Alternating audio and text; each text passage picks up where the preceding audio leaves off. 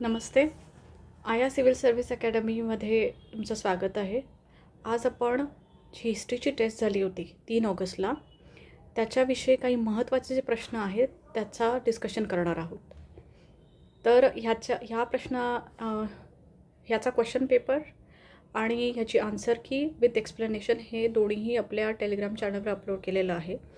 पण त्यातली काही क्वेश्चन्स असे आहेत जे एक्झामच्या दृष्टीने, MPSCच्या एक्झामच्या दृष्टीने आणि इतरही एक्झामच्या दृष्टीने महत्त्वाचे आहेत. त्यामुळे specific to only those questions मी हे डिस्कशन्सचा व्हिडिओ घेत आहे.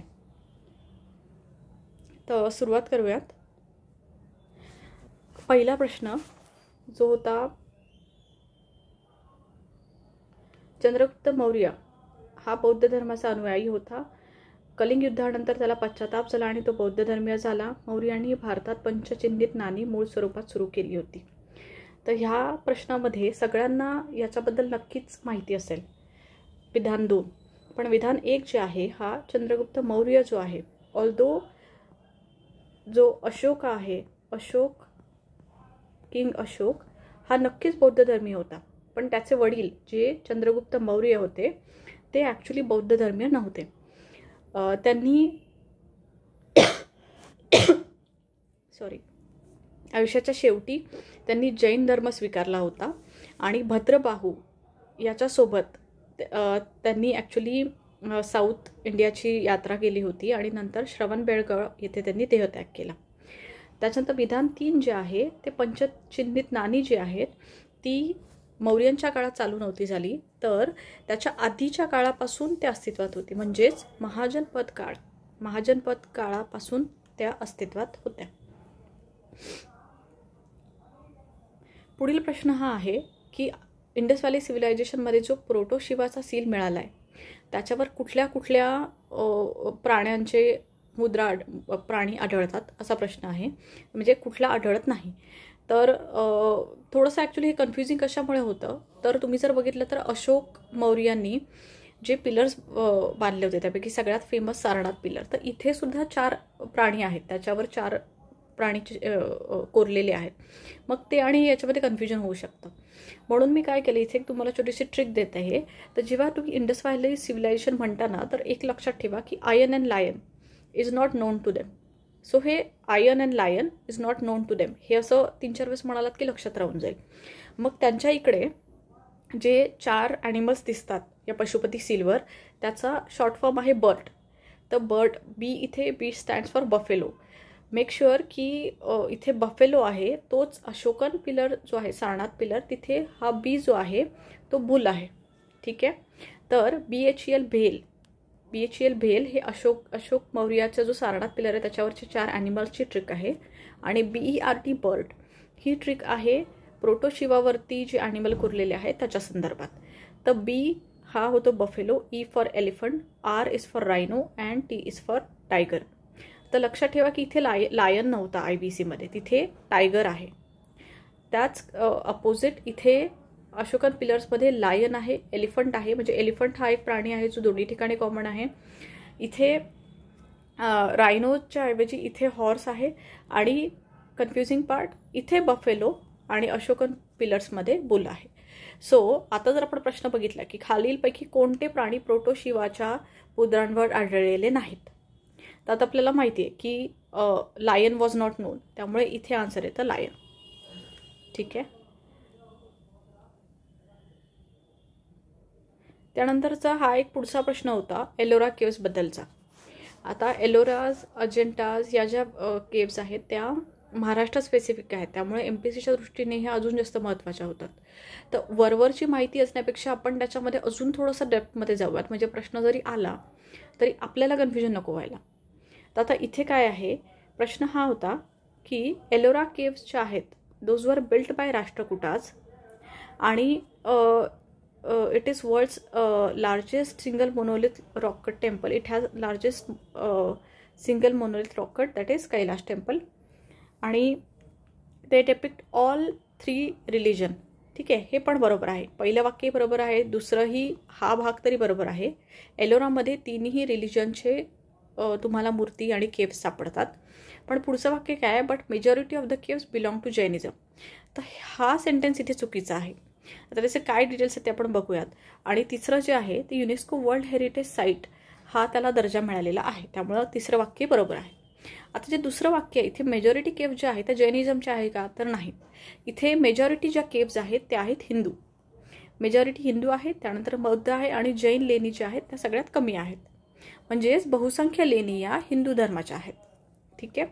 आता थोडीशी माहिती बघूया. तर एलोरा केव्ह ज्या आहेत त्या पश्चिम घाट म्हणजे वेस्टर्न घाटातील चरणदरी ह्या टेकड्यांमध्ये कोरले आहेत आणि हे स्थळ औरंगाबाद जवळ आहे उत्तर पश्चिमेला.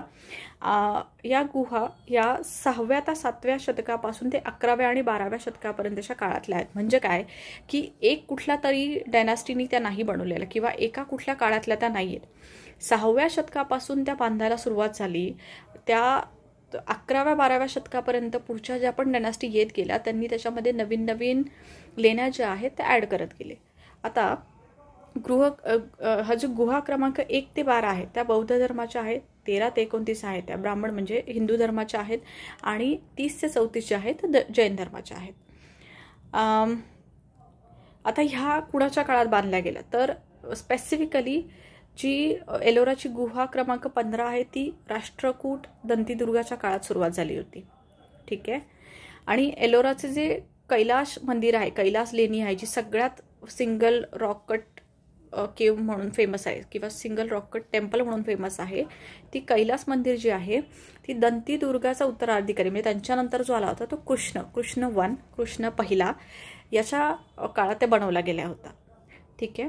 आणि नंतरच्या ज्या 1 ते 10 किंवा 21वी जे नंबरचे आहे ते महिष्मती कलाचुरी म्हणजे कलाचुरी जे आहे ते कलाचुरीज ॲक्च्युली 2 प्रकारच्या होत्या. कलाचुरी डायनास्टी एक महिष्मतीची होती आणि दुसरी त्रिपुरीची होती.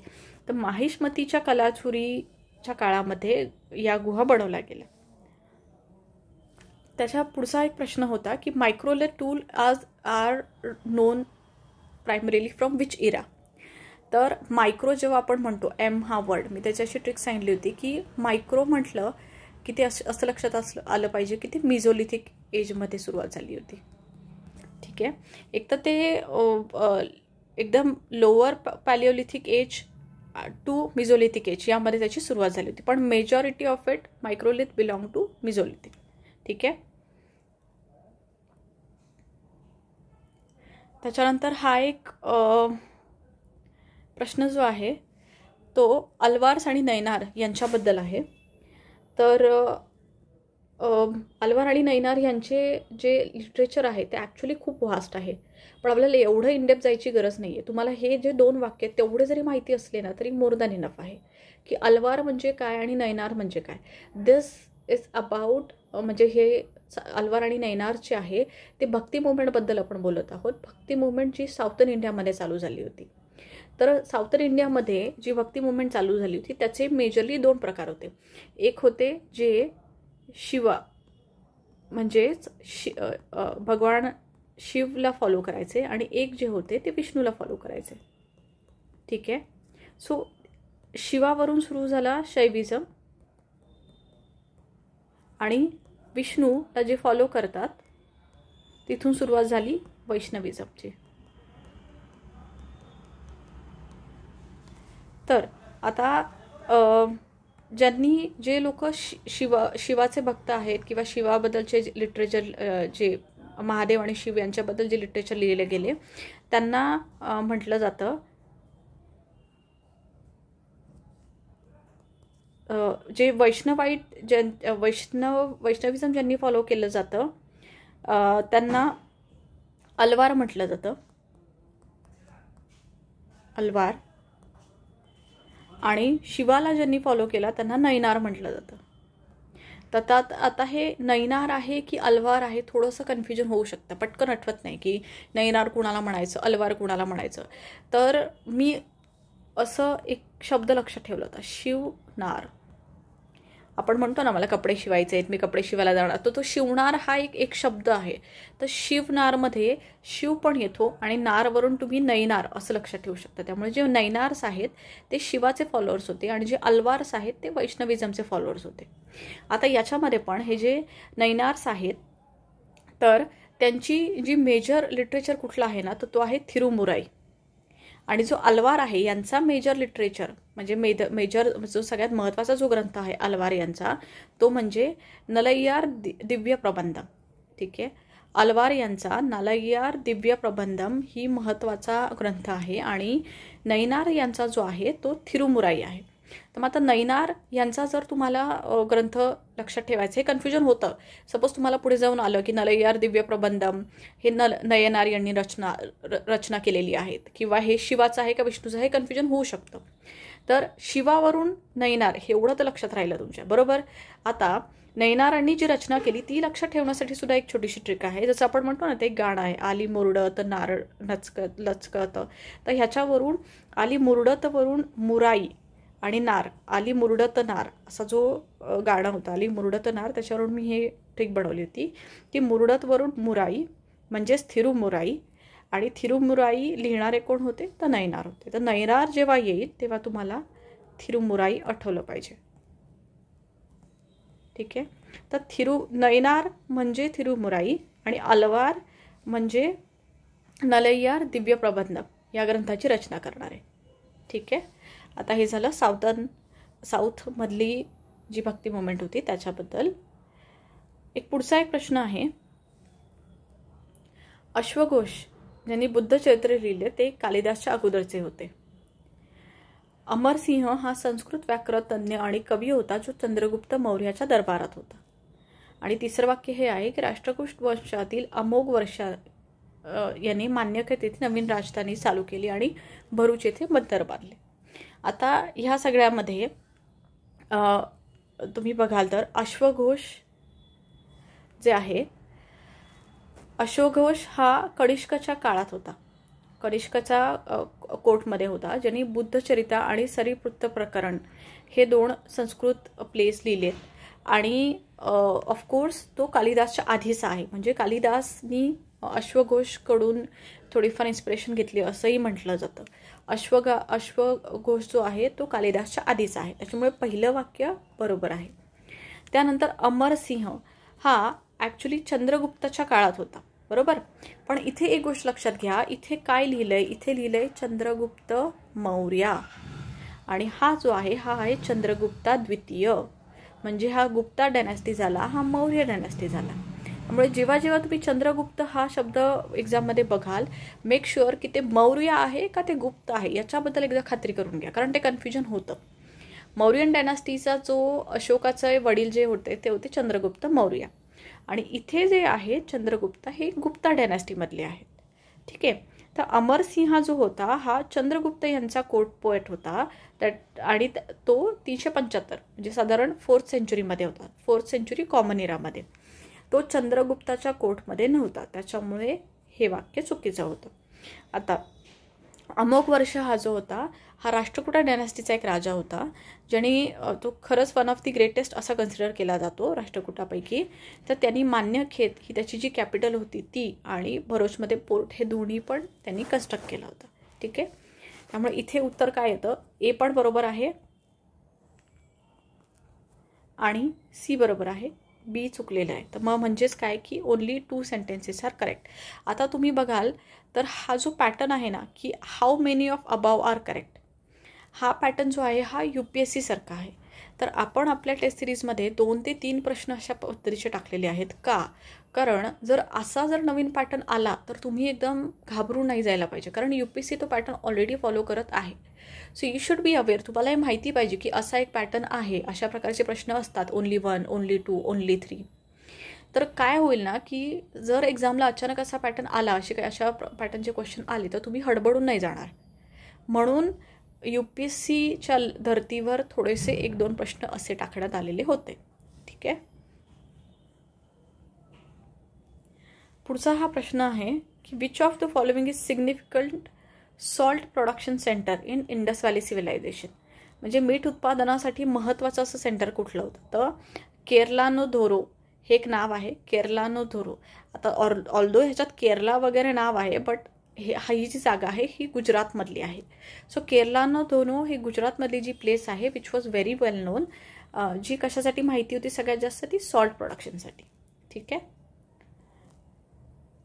त्याच्यानंतर पुढचा एक प्रश्न आहे की गुप्तकालीन भित्तचित्रींमध्ये म्हणजे जेव्हा गुप्त काळांमधल्या जेवढ्या पण भिंतीवर काढलेले पेंटिंग्स आहेत त्याच्यामधले फक्त 2च एक्झाम्पल माहिती आहेत.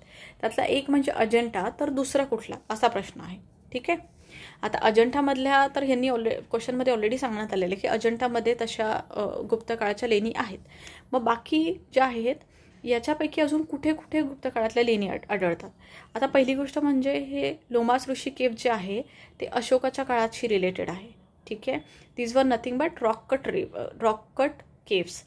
आता एलोरा जे आहे ते आपण वरतीच बघितलं की एलोरा जे आहे ते दंतीदुर्गाच्या काळामधलं होतं. बरोबर. कृष्णा पहिला यांनी एलोरा केव्स बनवल्या होत्या. त्याच्यानंतर ॲक्च्युली राहतो ऑप्शन हा बाग केव्स आणि नाशिक केव्ह. तर नाशिकच्या ज्या पांडव लेणीज आहेत त्या बुद्धिझमशी रिलेटेड आहेत आणि त्या गुप्ताच्या काळाशी रिलेटेड नाही आहे. त्यामुळे ऑप्शन उत्तर जे आहे ते आहे बाग केव्स.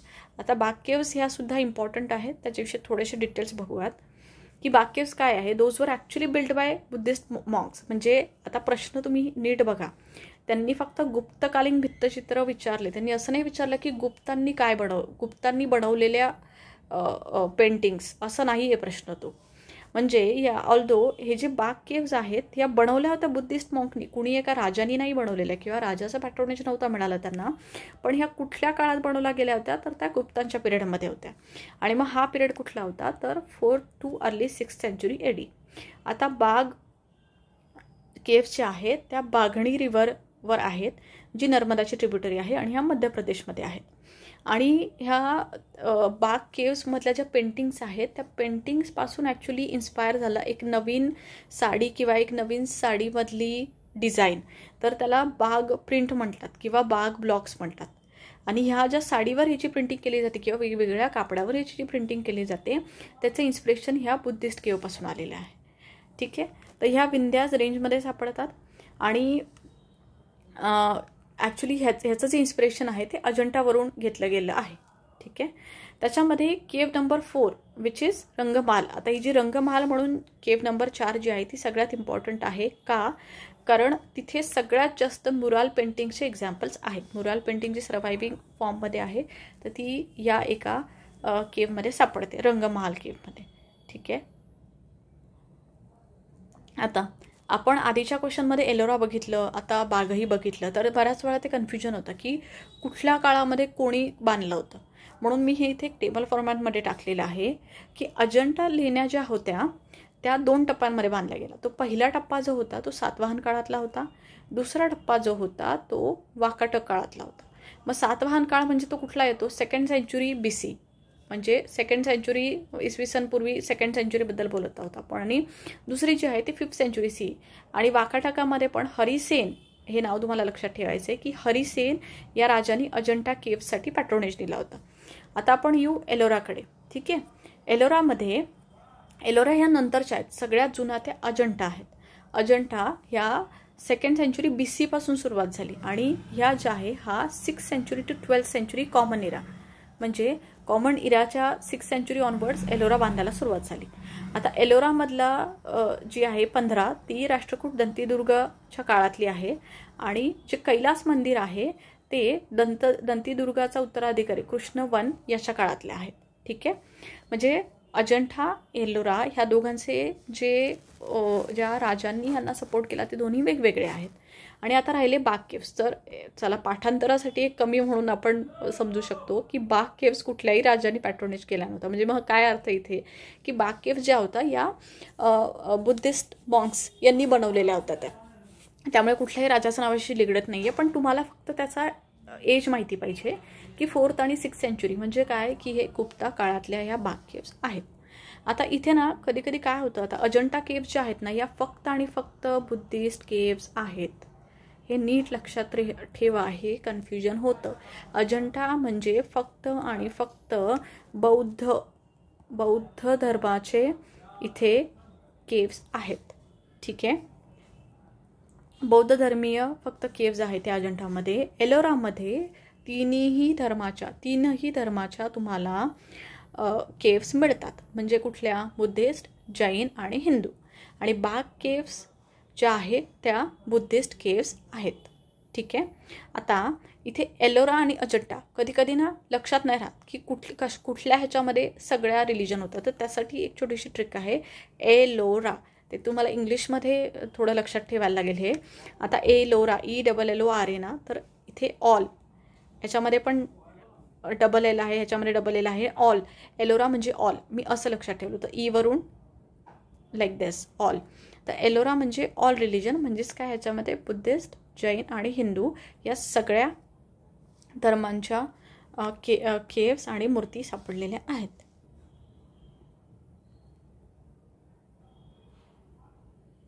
त्याच्यानंतर जो एक पुढचा प्रश्न आहे तो आहे Prayagraj शिलालेखबद्दल.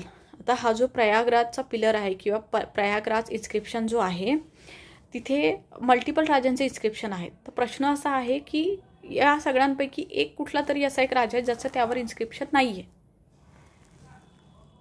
Allahabad pillar is a स्तंभ contains inscription from all of the below emperor except, म्हणजे कुणाच्या नव्हत्या, असा प्रश्न आहे. तर आता इथे आपण थोडंसं त्याचे डिटेल्स बघूयात. आता इथे काय होतं ना, समुद्रगुप्त, अशोकन मौर्य आणि जहांगीर या तिघांचे पण स्क्रिप्ट हे अलाहाबादच्या पिलरवर आहेत. तोमार किंग अनंगपाल हा जो आहे, तोमार किंग अनंगपाल, याचे इन्स्क्रिप्शन अलाहाबाद पिलरवर नाही आहेत. ठीक आहे. पण इंटरेस्टिंग गोष्ट की अलाहाबादचा तोमार किंग अनंगपाल जो आहे त्याचे इन्स्क्रिप्शन हे मेहरौली आयन पिलरवर आहे. ठीक आहे. त्यांचे अलाहाबाद पिलरवर नाही आहे, पण आयन पिलरवर आहेत. म्हणूनच मी हे दोन्ही शेजारी शेजारी ठेवले की आपण हे कम्पेअर करून व्यवस्थित लक्षात ठेवू शकतो. ठीक आहे. आता बघा, आहे का इथे खरं तर अलाहाबाद म्हणजे काय, जसं आत्ताचं नाव काय आहे, प्रयागराज, म्हणूनच त्याला अलाहाबाद पिलर म्हणतात किंवा प्रयागराज पिलर म्हणतात किंवा प्रयागराज इन्स्क्रिप्शन म्हणतात. तर हा जो आयन पिलर आहे दिल्लीचा,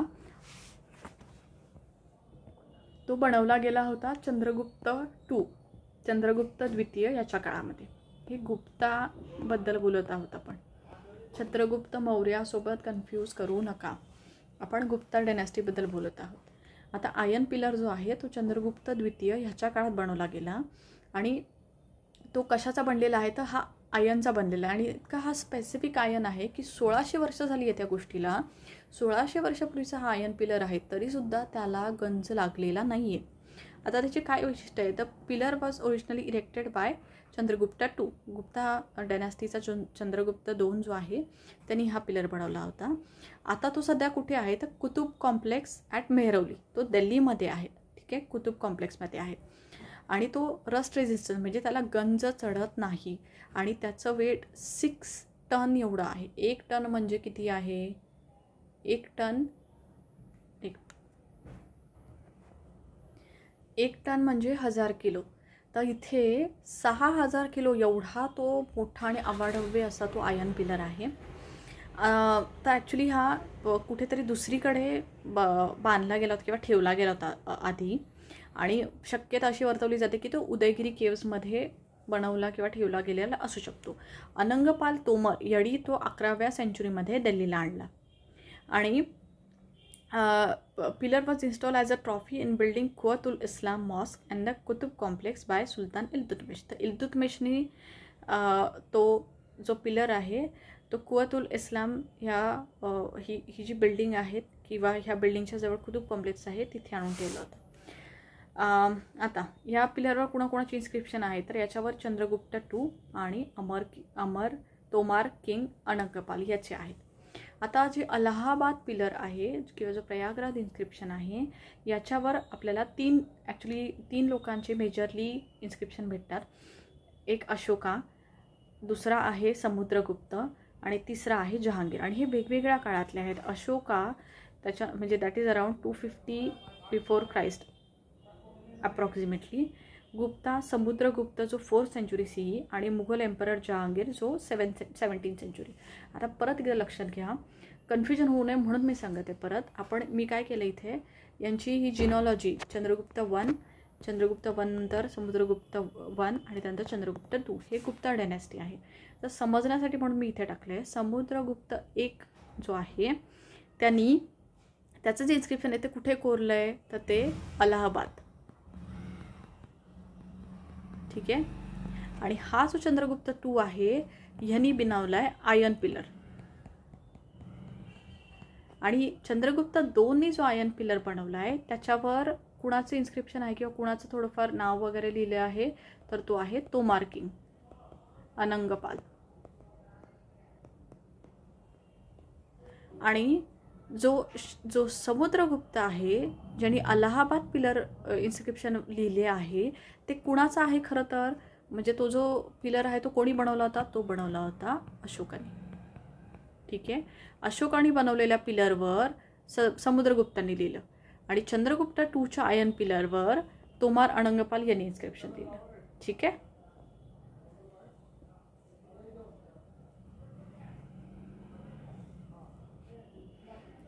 हा जो पुढचा प्रश्न आहे हा वैदिक इराबद्दल आहे. आता इथे प्रश्न हा होता की ऋग्वेद, यजुर्वेद, सामवेद हे कशाची रिलेटेड. तर सगळ्यांना हे वरवर माहिती असतं की यजुर्वेद म्हणजे काय आहे तर ते रिच्युअल्स आहेत, सामवेद म्हणजे काय आहे तर ते म्युझिक आहे. पण इथे ना प्रश्न थोडासा इनडेप्थ विचारलेला आहे की याच्यापैकी ध्रुपद राग कुठल्या याच्यात आढळतो, आयुर्वेद हा कुठल्या वेदाचा उपवेद आहे आणि गायत्री मंत्र हा कुठल्या वेदाचा भाग आहे असं विचारलं आहे. तर आता आपण इथे बघूयात की यजुर्वेद जो आहे त्याच्यामध्ये रिच्युअल्स असतात. ठीक आहे. आणि हा एकमेव असा वेद आहे जो कृष्ण आणि यजुर्वेद अशा 2 भागात विभागलेला आहे. ठीक आहे. सो हे आपण काय म्हणत आहोत की यजुर्वेद हा एकमेव असा वेद आहे जो कृष्ण आणि यजुर अशा 2 भागात विभागलेला आहे. ठीक आहे. आता मग यजुरमध्ये रिच्युअल्स असतात आणि त्याच्यामध्ये जे सॅक्रिफाईस केले जातात किंवा जी आहुती दिली जाते त्याच्याविषयी माहिती दिली आहे. आता अथर्व वेद जो आहे याचाच उपवेद आहे तो म्हणजे आयुर्वेद. आयुर्वेद हा कुठल्या वेदाचा उपवेद आहे तर तो अथर्व या वेदाचा उपवेद आहे. आणि म्हणूनच त्याला ब्लॅक वेदासुद्धा म्हटलं जातं. ब्लॅक इन द सेन्स की बाबा त्याच्यामध्ये चार्म्स आणि स्पेल्स असतात. अथर्व हा जो वेद आहे याला ब्लॅक वेद असं म्हणतात. का माहिती आहे का, कारण आपण म्हणतो ना जादूटोना, काला जादूटोना, तर जे तांत्रिक विद्या असतात त्यांना आपण काला जादूटोना म्हणतो. म्हणून जे अथर्व वेद आहे त्याच्यामध्ये चार्म्स आणि स्पेल्सबद्दल माहिती दिली आहे म्हणून त्याला ब्लॅक वेदसुद्धा म्हटलं जातं. आता सामवेद जे आहे सामवेदमध्ये आहे म्युझिक, हे प्रत्येकाला माहिती आहे. म्हणूनच ध्रुपद हा जो राग आहे हा सामवेदात आढळतो. ठीक आहे. आणि गायत्री मंत्र जो आहे हा ऋग्वेदामध्ये आहे, ऋग्वेदामध्ये मेन्शन केलेला आहे. ठीक आहे.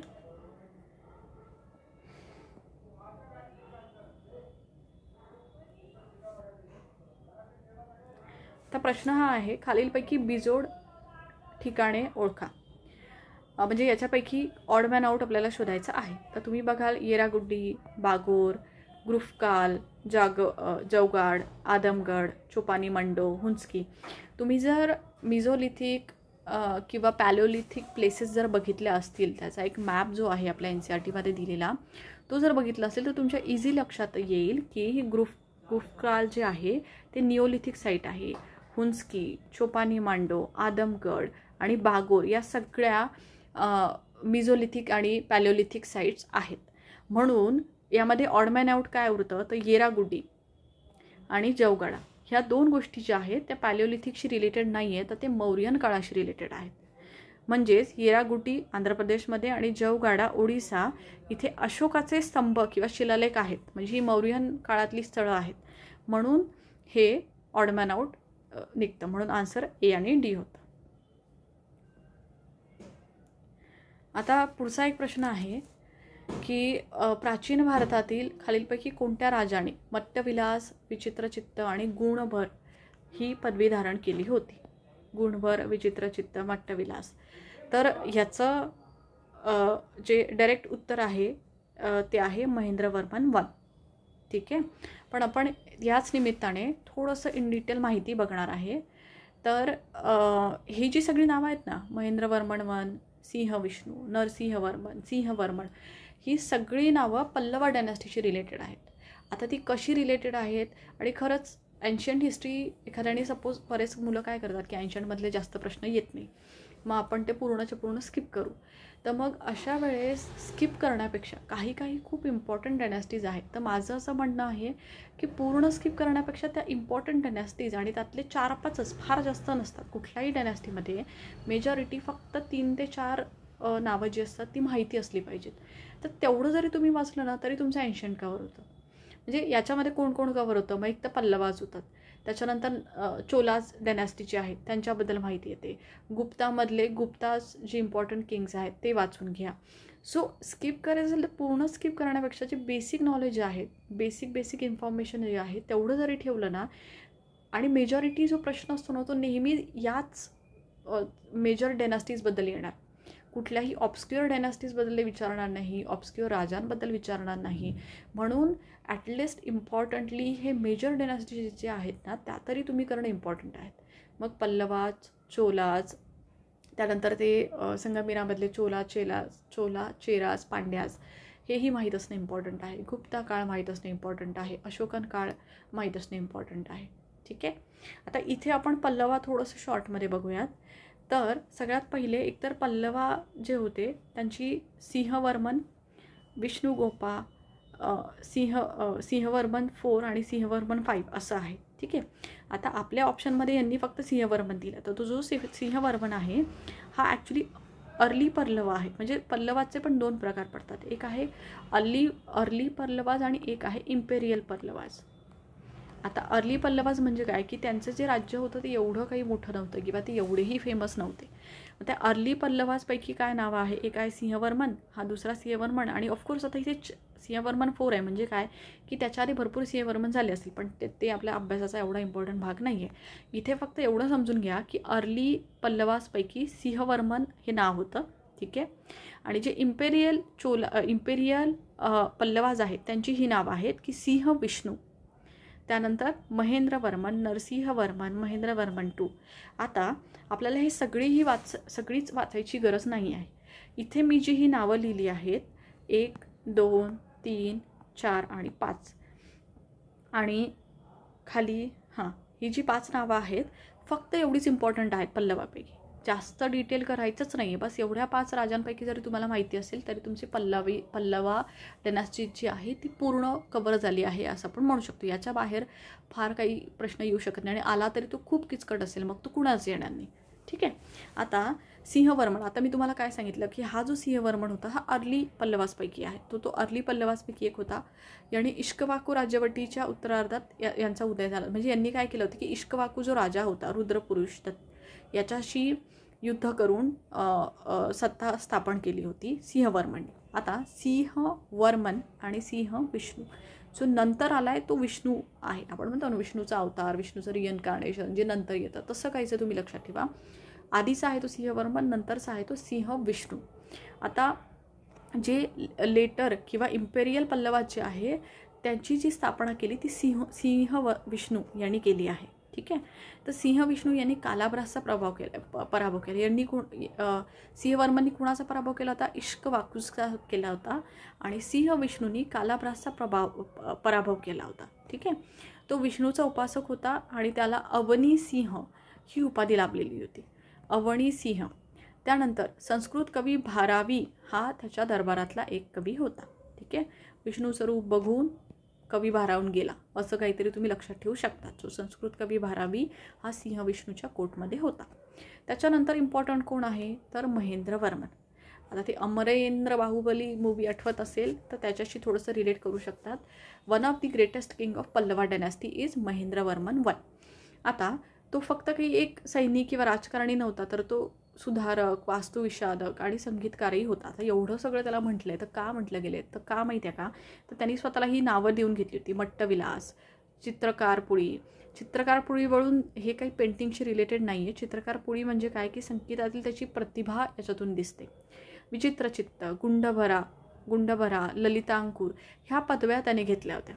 आणि ह्याच काळात म्हणजे महेंद्रवर्मननी जे चालुक्यन शेजारचे जे राज्य होतं त्यांच्यासोबत संघर्ष सुरू केला होता, आणि जो पुढचे खूप जनरेशन्सपर्यंत हा पुरून उरला एवढा तो मोठा संघर्ष इथे सुरू झाला होता. सुरुवात इथे झाली आहे.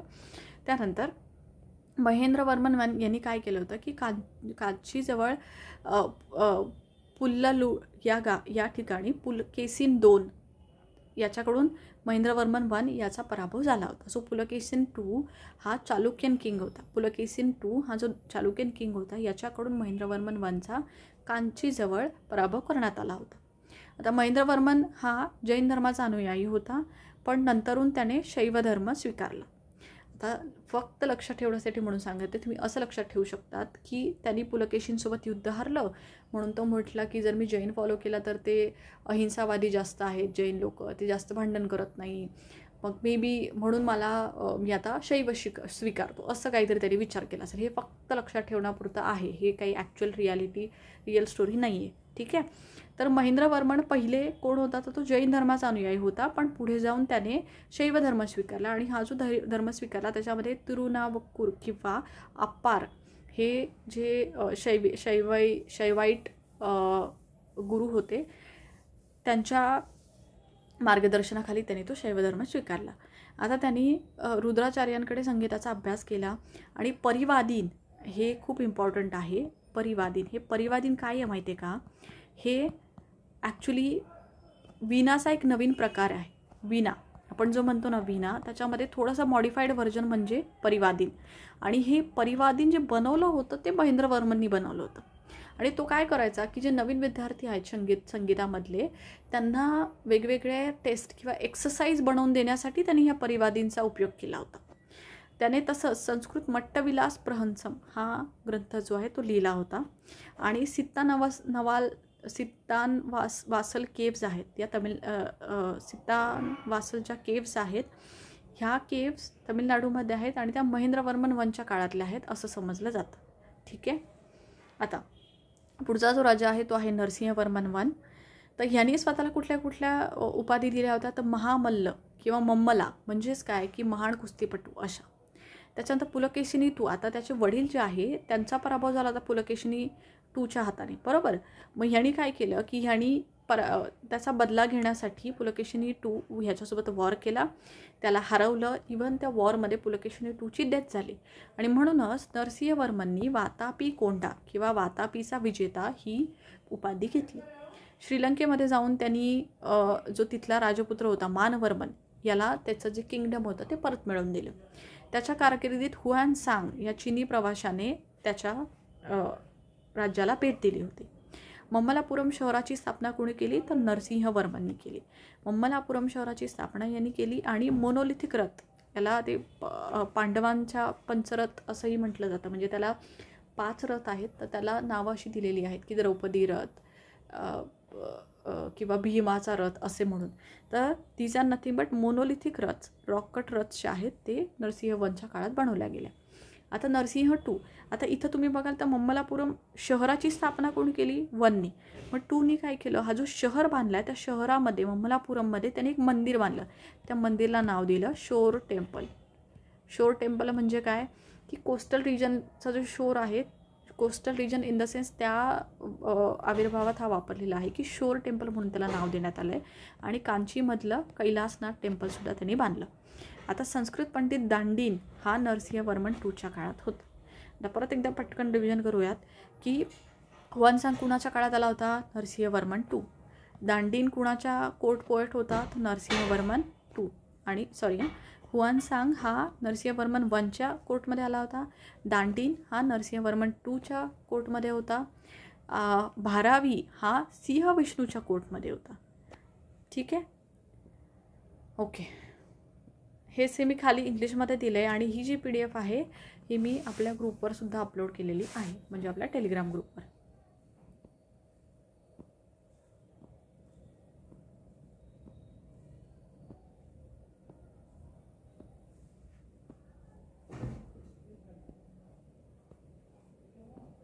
त्याच्यानंतर पुढचा प्रश्न बघूयात इम्पॉर्टंट. ठीक आहे. इथे हा एक प्रश्न आहे की जनगण मन हे गीत प्रथम कोणत्या वर्षी भारतीय राष्ट्रीय काँग्रेसच्या अधिवेशनात पहिल्यांदा गायले गेले होते. तर आता ह्याचं उत्तर 1911 आहे. तर इथे मी काय केलं आहे की काही इम्पॉर्टंट जे याच्याविषयी प्रश्न येतात की इंडियन नॅशनल काँग्रेसचे जे इम्पॉर्टंट अधिवेशनं झाली होती त्यांचे इयर आणि ते वर्ष कशासाठी इम्पॉर्टंट आहे त्याचा मी इथे हा टेबल टाकला आहे.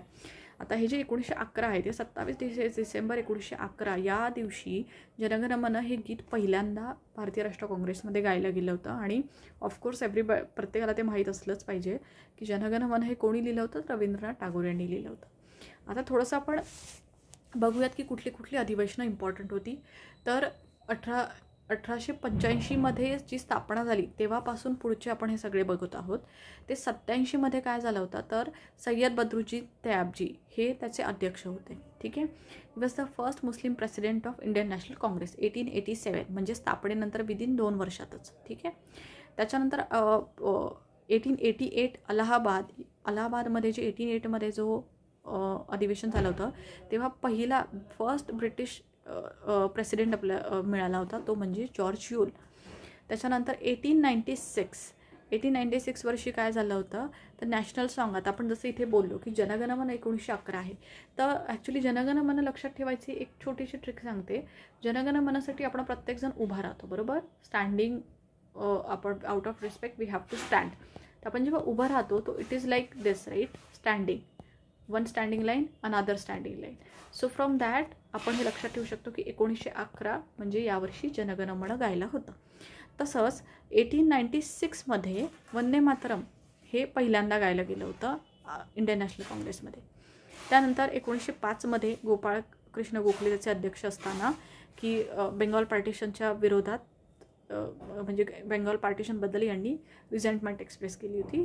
1906मध्ये दादाभाई नौरोजी त्याचे अध्यक्ष असताना स्वराज वर्ड पहिल्यांदा मेन्शन करण्यात आला. 1907मध्ये सुरत स्प्लिट झाला होता.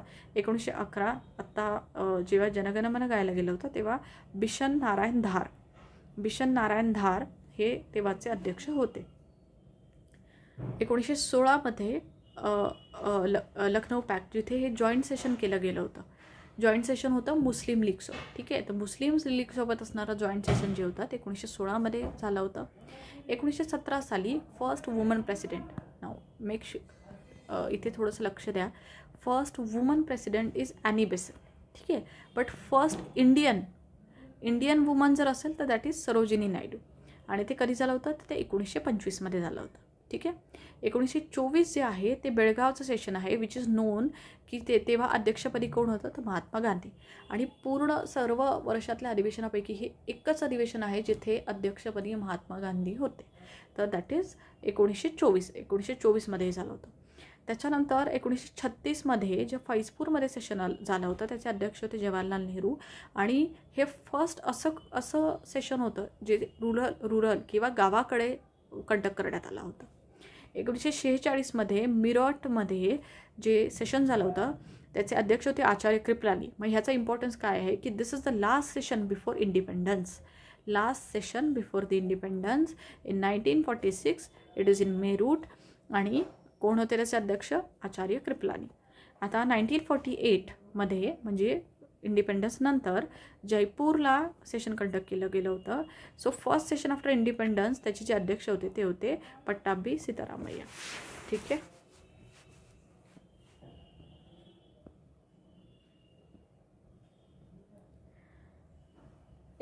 पुढचा असा एक प्रश्न आहे की व्हर्नॅक्युलर प्रेस कायदा जो लॉर्ड लिटनने लागू केला होता तो खालीलपैकी कोणत्या गव्हर्नरने रद्द केला होता? आता ह्याचं उत्तर खूप ॲक्च्युली सोपं आणि सरळ आहे. ठीक आहे. की ह्याचं उत्तर रिपन आहे. जेव्हा तुम्ही 1882 बघता ना तर ते रिपनचाच काळ आहे. ठीक आहे. पण प्रॉब्लेम काय आहे की माझ्या बऱ्याचशा स्टुडंटनी मेटकाल्फ हे मार्क केलेलं होतं. हे माझ्या लक्षात आलं की बऱ्याचशा लोकांनी इतकं सोपं असताना मेटकाल्फ का मार्क केलं. तर मला असं लक्षात आलं की लोक कन्फ्यूज झाले लिबरेटर ऑफ प्रेसमध्ये आणि व्हर्नॅक्युलर प्रेसमध्ये. म्हणजे प्रत्येक जणाला माहिती आहे की Metcalfe is non for liberator of press, पण इथे तो प्रश्न नाही आहे liberator of press. Vernacular press कायदा 1882मध्ये जो लागू करण्यात आला होता तो कोणी काढला हा प्रश्न आहे. तर कन्फ्यूज होऊ नका म्हणून मी हा टेबल इथे टाकला आहे की हा जो मेटकाल्फ आहे जो 1835मध्ये आला होता, खरं तर एकच वर्ष गव्हर्नर जनरल म्हणून आला होता. तर जो मेटकाल्फ आहे त्याला म्हटलं जातं लिबरेटर ऑफ प्रेस. तर त्याला का म्हटलं जातं? त्याला लिबरेटर ऑफ प्रेस कशासाठी म्हटलं जातं तर माहिती आहे का? त्यांनी 1823मध्ये जो प्रेस ऑर्डिनन्स आणला गेला होता, 1823चा प्रेस ऑर्डिनन्स जो होता तो त्यांनी रिपील केला. आणि बाय द वे हा जो प्रेस ऑर्डिनन्स होता हा ॲक्टिंग गव्हर्नर जनरलनी आणला होता, ॲडम्सनी. हा लिटननी आणलेला नव्हता. तर ॲक्टिंग गव्हर्नर जनरल ॲडम्सनी आणलेला प्रेस ऑर्डिनन्स जो आहे तो काढून टाकण्यात आला होता बाय मेटकाल्फ, म्हणून त्याला लिबरेटर ऑफ प्रेस म्हणतात. आणि हे 1835 बोलत आहे आपण. रिपननी काय केलं होतं, रिपनचा काळ 1880 ते 1884 आहे. त्याला father of local self government म्हटलं जातं. फर्स्ट कम्प्लीट सेन्सस कंडक्ट करण्याचं काम त्यांनी केलं. आणि त्यांनी व्हर्नॅक्युलर प्रेस ॲक्ट जो आहे 1882चा तो त्यांनी रिपील केलेला आहे, व्हर्नॅक्युलर प्रेस ॲक्ट. ठीक आहे. आणि त्याच्याच काळात झाली होती एल्बर्ट बिल कॉन्ट्रोवर्सी 1883ला. आणि government resolution on local self government 1882चं पास करण्यात आलं होतं. ठीक आहे.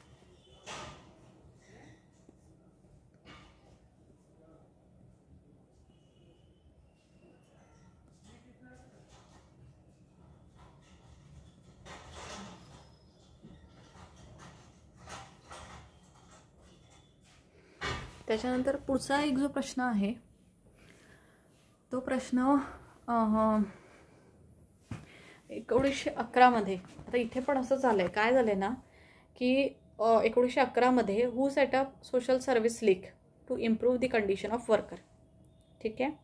सोशल सर्व्हिस लीगची स्थापना कोणी केली गेली होती.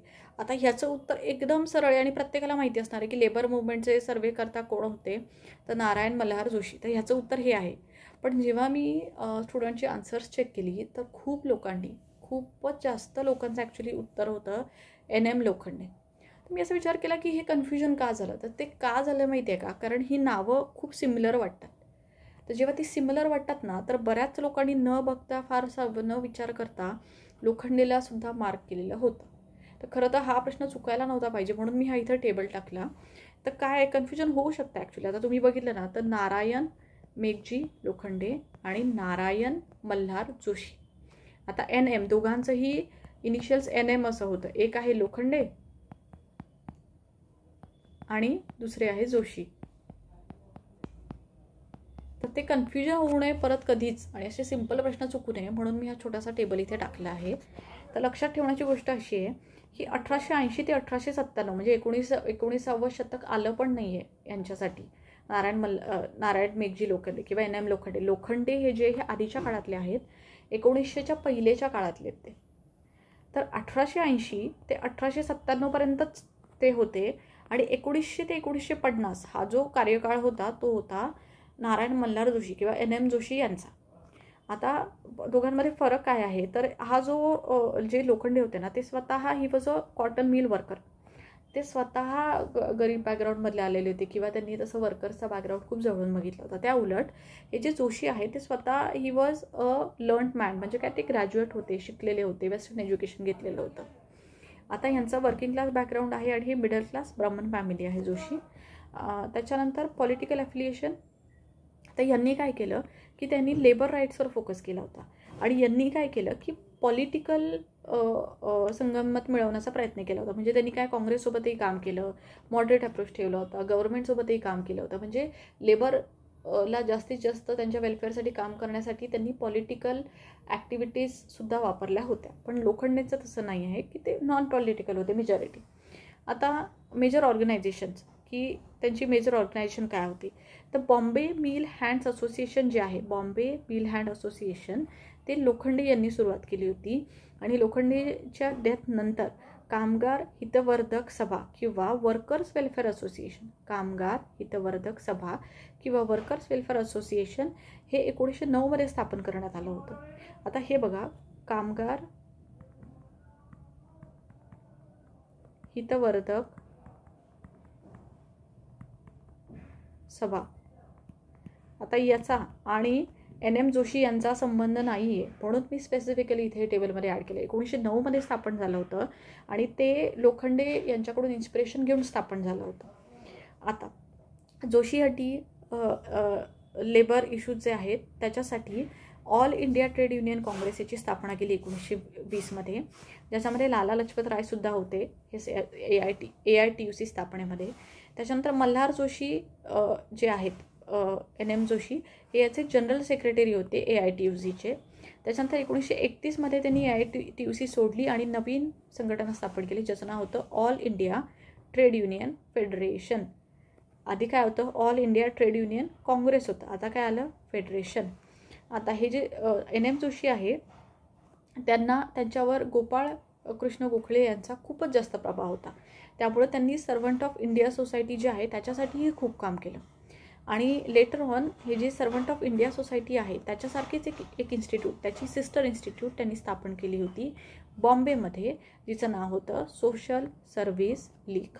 ठीक आहे. तर सोशल सर्व्हिस लीग जी होती हे कोणाकडून इन्स्पायर झाली होती, तर गोपाळकृष्ण गोखले यांच्या सर्वंट्स ऑफ इंडिया सोसायटी, म्हणून त्यांनी सोशल सर्व्हिस लीग हे मुंबईत स्थापन केली होती. आता दोघांचंही कंपॅरिझन केलं तर लोखंडे हे जे आहेत ते ही maintain a distance from colonial government, while Joshi यांनी काय केलं, गव्हर्नमेंटच्या ज्या काही कमिटीज असतील, कमिशन्स असतील, तिथे सगळीकडे यांनी रिप्रेझेंटेशन केलं. ठीक आहे. आता यांचा जो आवाका होता, प्रायमरी हे रिजनल होते, म्हणजे बॉम्बे आणि महाराष्ट्रापुरताच लोखंडे यांचा हे फेमस होते, आणि नॅशनल आणि इंटरनॅशनल लेवलपर्यंत NM जोशी जे आहेत ते फेमस होते. ठीक आहे. इंटरनॅशनल लेबर ऑर्गनायझेशन 1920मध्ये याचे एक अधिकारी म्हणून NM जोशी यांना पाठवण्यात आलं होतं ILOमध्ये. ठीक आहे. म्हणून इंटरनॅशनल लेवल म्हणजे काय, ILOमध्ये पाठवण्यात आलं होतं त्यांना ॲज अ इंडियन रिप्रेझेंटेटिव्ह. ठीक आहे.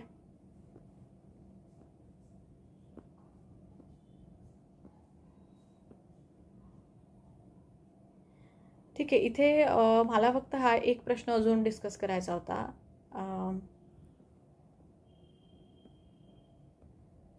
ह्या जो आत्ताचा जो प्रश्न होता 78, या प्रश्नामध्ये मला एक ट्रिक दाखवायची होती, छोटीशी ट्रिक आहे ती आपण इथे बघूयात. हा ॲक्च्युली शेवटचा प्रश्न आपण डिस्कस करणार आहोत.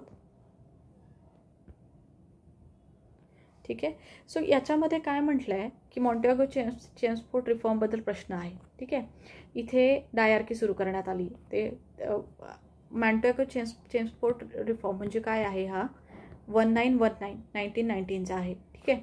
तिथे डायआरकी सुरू करण्यात आली. गव्हर्नर जनरलची कार्यकारी परिषद जी होती ती 8 सदस्यांची होती आणि त्यात 5 भारतीय होते.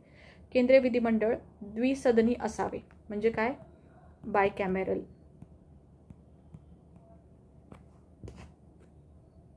आणि मताधिकार वाढवण्यात आला आणि विधिमंडळाचेही अधिकार वाढवण्यात आले. तर बाकी सगळी वाक्य बरोबर आहे, फक्त एक वाक्य चुकीचं आहे. कुठलं माहिती आहे, गव्हर्नर जनरलची कार्यपरिषद. आता झालं काय की मुलांनी काय केलं की त्यांना माहीत नव्हतं, ॲक्च्युली हे लक्षात नाही राहत 8 सदस्य होते का, त्यातले किती भारतीय होते हे नव्हतं माहिती, कुणालाच नव्हतं माहिती, आणि एक्झॅक्ट नंबर तुम्हाला माहिती असणं अपेक्षित पण नाही. पण इथे काय माहिती आहे का, तुम्ही ह्याचा विचार करू शकता, तर 8 पैकी जर 5 भारतीय असले तर भारतीयांची मेजॉरिटी होईल ना. 1919 काय त्यांनी 1947पर्यंत भारतीयांची मेजॉरिटी कधीच होऊ दिली नव्हती. कधीही त्यांनी एक्झिक्युटिव्ह काउन्सिलमध्ये इंडियनची मेजॉरिटी कधीच नव्हती. म्हणजे स्वातंत्र्य मिळेपर्यंत भारतीयांचं रिप्रेझेंटेशन त्यांनी कमीच ठेवलं होतं ऑफिशियली. म्हणून 1919मध्ये जर आपण म्हटलं की 8 पैकी 5 जर इंडियन असतील तर मग मेजॉरिटी होत आहे ना. म्हणूनच हे चुकीचं आहे. भलेही तुम्हाला एक्झॅक्ट नंबर माहीत नाही, पण तुम्हाला जर हे लॉजिक लावता आलं ना की 8 पैकी 5 जर इंडियन असतील तर इंडियनची मेजॉरिटी होती आहे, जे पॉसिबल नव्हतं त्या काळासाठी. 1919साठी हे पॉसिबलच नव्हतं 1919मध्ये. म्हणूनच हे वाक्य चुकीचं ठरतं आणि तुम्ही हे इनकरेक्ट केलं की बाकीचं आन्सर येतं. ठीक आहे. आता 1919बद्दल एक छोटीशी मी ट्रिक तुम्हाला सांगते की हा जो भारतीय संविधान कायदा मॉन्टेगो चेम्सफोर्ड रिफॉर्मनुसार आणण्यात आला होता 1919चा कायदा, ह्याच्यासाठी 1919 म्हणजे इथे काय आहे, 1 पण दोनदा आहे, 9 पण दोनदा आहे, बरोबर. तर ह्याला आपण BB असं म्हणतो. BB का, 1 पण दोनदा आहे, 9 पण दोनदा आहे. आता BB म्हणजे काय, तर B फॉर बायकॅमेरलिझम. म्हणजे काय की इथे 2, एक अप्पर हाऊस एक लोअर हाऊस. म्हणजे काय की केंद्रीय विधानसभा आणि राज्य परिषद असे त्याचे 2 डिव्हिजन्स आले होते. बायकॅमेरलिझम, 2 हाऊसेस तयार करण्यात आले होते. हा जो दुसरा बी आहे तो दुसरा बी म्हणजे budget. B for budget. Budget separate करण्यात आलं होतं, प्रोव्हिन्सेसचं आणि सेंटरचं बजेट सेपरेटेड. ठीक आहे. त्याच्यानंतर जे D आहे दॅट इज नथिंग बट डायआरची. ठीक आहे. सो हे डायआरची काय आहे, डायआरची म्हणजे काय की जे सब्जेक्ट्स होते ते सब्जेक्ट्स वर डिवायडेड ॲज रिझर्व सब्जेक्ट आणि ट्रान्सफर सब्जेक्ट.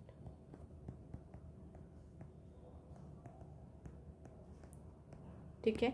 आता रिझर्व्ड म्हणजे काय की reserved for governor general will decide की ह्या सब्जेक्ट्सविषयी काय डिसिजन घ्यायचा. आणि जे ट्रान्सफर्ड केले होते ते लेजिस्लेटिव्ह काउन्सिलला ट्रान्सफर केले गेले होते. ठीक आहे. सो ट्रान्सफर आणि रिझर्व्ड असे जे सब्जेक्ट्स आहेत सब्जेक्ट्स डिव्हाइड केले गेले होते आणि त्याला म्हटलं जातं डायआरची म्हणजे काय डबल रूल. तर हे झालं डबल बी आणि डबल डी. आणि हा जो दुसरा डी आहे तो दुसरा डी आहे डायरेक्ट इलेक्शन.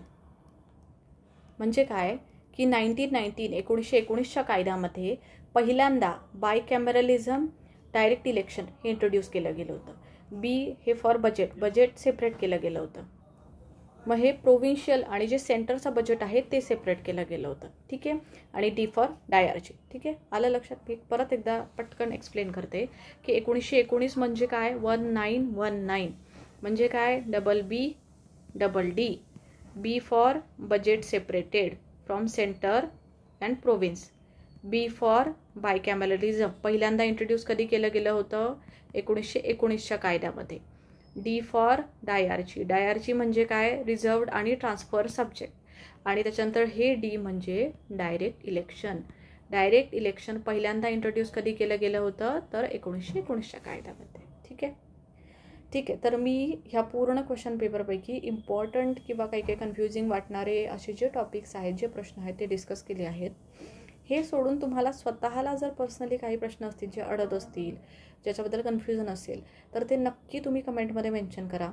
आणि हा टेस्ट पेपर नक्की घरी सॉल्व करून बघा. तर हा टेस्ट पेपर आणि ह्याचं जी आन्सर की आहे विथ एक्सप्लेनेशन हे दोन्ही टेलिग्राम चॅनलवर अपलोड करण्यात आलं आहे. तर टेलिग्रामची लिंक तुम्हाला डिस्क्रिप्शनमध्ये मिळेल. ठीक आहे. ओके. So thank you.